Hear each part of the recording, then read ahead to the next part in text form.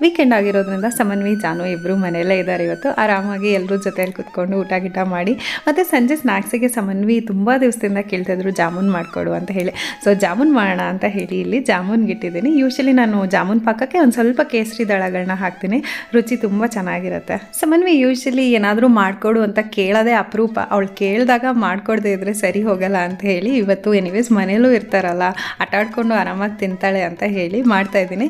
ಜಾಮೂನ್ ಜೊತೆಗೆ ಬರೀ ಸಿಹಿ ಆಗುತ್ತಲ್ಲ ಅಂತ ಹೇಳಿ ಬೆಳಗ್ಗೆ ದೋಸೆಗೆ ಆಲೂಗೆಡ್ಡೆ ಪಲ್ಯ ಮಾಡಿದೆ. ಅದೊಂದು ಸ್ವಲ್ಪ ಉಳಿದಿತ್ತು, ಅದನ್ನೇ ಪುಟ್ಟದಾಗಿ ಉಂಡೆ ಮಾಡಿ ಅದನ್ನೇ ಬೋಂಡಾ ಥರ ಮಾಡಿದೆ. So that tea time correct ಆಗಿರುತ್ತೆ ಅಂತ ಹೇಳಿ. ವೀಕೆಂಡ್ಸ್ ಬಂತು ಅಂದ್ರೇ ಒಂಥರ ಖುಷಿ ಅಂತ ಅನ್ಸುತ್ತೆ. ಎಲ್ಲರೂ ಮನೇಲೇ ಇರ್ತೀವಿ, ಜೊತೆಯಾಗಿರ್ತೀವಿ, ಚೆನ್ನಾಗಿರುತ್ತೆ. ವೀಕೆಂಡ್ಸಲ್ಲಿ ಜಾನು ಕೂಡ ಕೆಲಸ ಇರಲ್ಲ, ಸಮನ್ವಿಗೂ ಸ್ಕೂಲ್ ಇರಲ್ಲ. ಸೊ ಆರಾಮಾಗಿರ್ಬೋದು, ಬೇಕಾಗಿದ್ದೆಲ್ಲ ಮಾಡಿಕೊಂಡು ತಿನ್ಕೊಂಡು ಆಟ ಆಡ್ಕೊಂಡು ಹರಟೆ ಎಲ್ಲ ಹೊಡ್ಕೊಂಡು ಒಳ್ಳೆ ಟೈಮ್ ಸ್ಪೆಂಡ್ ಮಾಡ್ಬೋದು ವೀಕೆಂಡ್ಸ್ ಬಂದರೆ.